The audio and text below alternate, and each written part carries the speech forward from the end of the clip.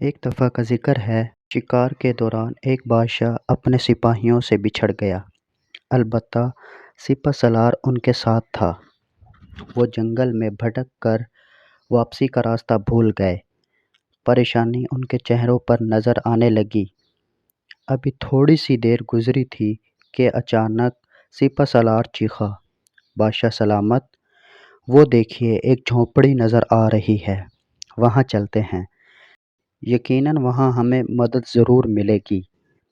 وہ جھونپڑی کے قریب گئے تو سپہ سالار نے آواز لگائی، کوئی ہے؟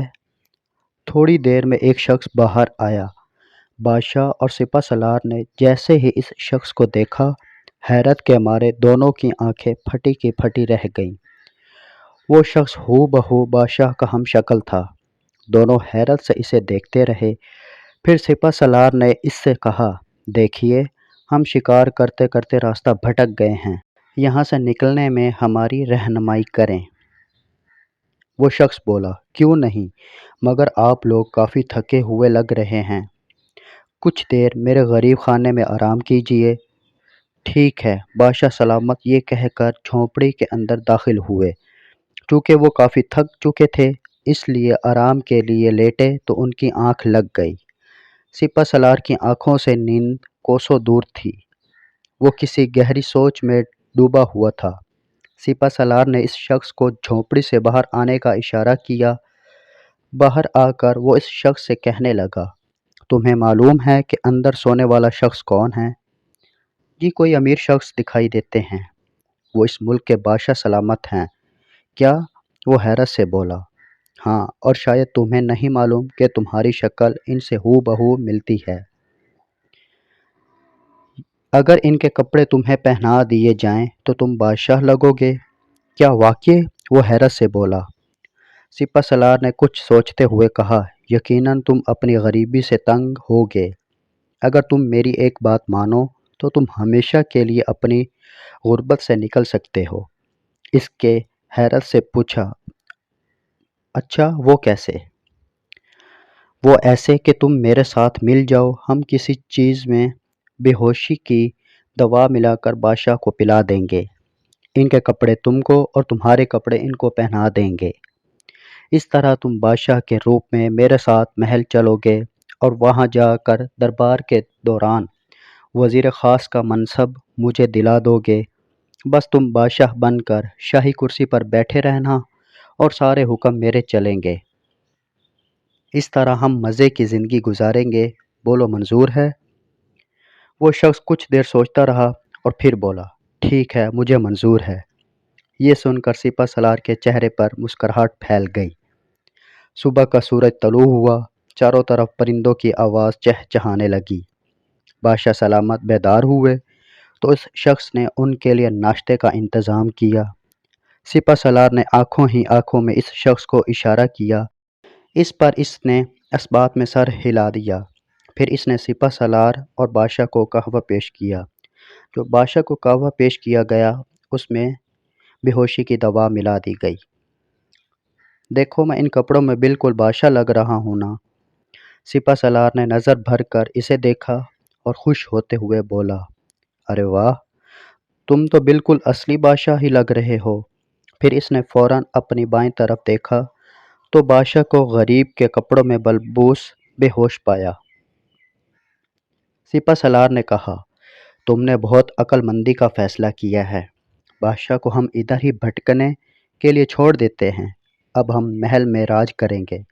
چلنے کی تیاری کرو، راستہ تو تمہیں معلوم ہی ہے۔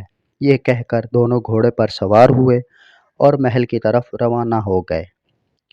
محل پہنچ کر سپہ سالار نے اس سے کہا، آج شام کو جب دربار لگے گا تو تم وزیر خاص کو اس کے منصب سے ہٹا کر گرفتاری کا حکم دے دو گے اور اس کی وجہ یہ بتاؤ گے کہ اس نے آپ کی عدم موجودگی میں ملکی نظام کو صحیح طور پر نہیں سنبھالا ہے، اور پھر وزیر خاص کے عہدے کے لیے ہمارا نام تجویز کرو گے۔ وہ بولا، ٹھیک ہے، آپ جیسا کہیں گے میں ویسا ہی کروں گا، لیکن میرا خیال ہے کہ یہ کام ہم کل کریں گے تاکہ کوئی شک نہ کر سکے۔ ٹھیک ہے، کل شام کو یہ کام ہو جائے۔ یہ کہہ کر سپہ سالار چلا گیا۔ شام کو دربار لگا۔ آج دربار میں معمول سے زیادہ افراد تھے۔ دربار میں تمام لوگ بادشاہ کا انتظار کر رہے تھے۔ بادشاہ سلامت دربار میں تشریف لائے اور شاہی کرسی پر بیٹھتے ہوئے بولے، آج ہم ایک اہم فیصلہ سنانے جا رہے ہیں، وہ یہ کہ ہم ایک غدار کو اس کے انجام تک پہنچائیں گے۔ یہ سن کر دربار میں ایک شور سا ہونے لگا۔ سب آپس میں کھسر پھسر کرنے لگے، جبکہ سپہ سالار مسکرائے جا رہا تھا۔ کون ہے وہ غدار عالم پناہ؟ ایک وزیر نے پوچھا۔ بادشاہ نے ایک نظر دربار پر ڈالی اور پھر اپنا ہاتھ اٹھا کر وزیر خاص کی طرف اشارہ کیا۔ یہ دیکھ کر وزیر خاص کے پسینے چھوٹ گئے۔ پھر اچانک بادشاہ کا ہاتھ سپہ سالار کی طرف اٹھا اور وہ چیخے، وہ غدار سپہ سالار ہے۔ یہ سن کر دربار میں ایک سکتہ طاری ہو گیا۔ سپہ سالار چیخا، یہ آپ کیا کہہ رہے ہیں عالم پناہ؟ یہ کہہ کر وہ بادشاہ کے قریب آیا اور سرگوشی میں بولا، یہ کیا بکواس کر رہے ہو؟ وزیر خاص کو ہٹانے کا کہا تھا تم سے، اور تم یہ کون سا کھیل کھیل رہے ہو؟ ابھی میں سب کے سامنے تمہاری حقیقت بتا دوں گا کہ تم بادشاہ نہیں بلکہ اس کے ہم شکل ہو۔ بادشاہ مسکرایا اور بولا، تمہیں ابھی معلوم ہو جائے گا کہ حقیقت کیا ہے۔ یہ کہہ کر اس نے اشارہ کیا۔ سپاہی ایک شخص کو دربار میں لائے۔ سپہ سالار کی نظریں جیسے ہی اس پر پڑی تو اس کی آنکھیں پھٹی کی پھٹی رہ گئیں، کیونکہ وہ بادشاہ کا ہم شکل تھا۔ وہ کبھی بادشاہ کو اور کبھی ہم شکل کو دیکھتا۔ بادشاہ نے سپہ سالار سے کہا، تم حیران ہو رہے ہوگے یہ سب کیا ہے، میں تمہیں بتاتا ہوں۔ اصل بادشاہ میں ہی ہوں، اور وہ میرا ہم شکل ہے، غریب انسان، جسے تم میری جگہ بادشاہ بنانے آئے تھے۔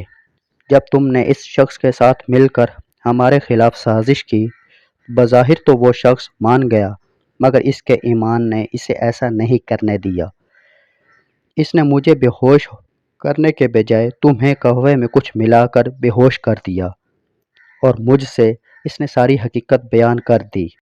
پھر جب تمہیں ہوش آیا تو وہ خود جھوٹ موٹ کا بے ہوش ہو گیا تاکہ تم اسے بادشاہ سمجھو۔ اس نے مجھے واپسی کا راستہ بھی سمجھا دیا تھا تاکہ میں محل میں آسانی سے پہنچ سکوں۔ سپہ سالار حیرانگی سے یہ سب سن رہا تھا۔ پھر بادشاہ اپنے ہم شکل سے مخاطب ہوئے، اے نیک انسان، کیا تم بتانا پسند کرو گے کہ تم سپہ سالار کے ساتھ مل کر بادشاہ بن کر آرام کی زندگی گزار سکتے تھے؟ پھر تمہارا اور ارادہ کیسے بدل گیا؟ وہ بولا، دراصل حضور والا، ایمان سے بڑھ کر کوئی دولت نہیں ہوتی۔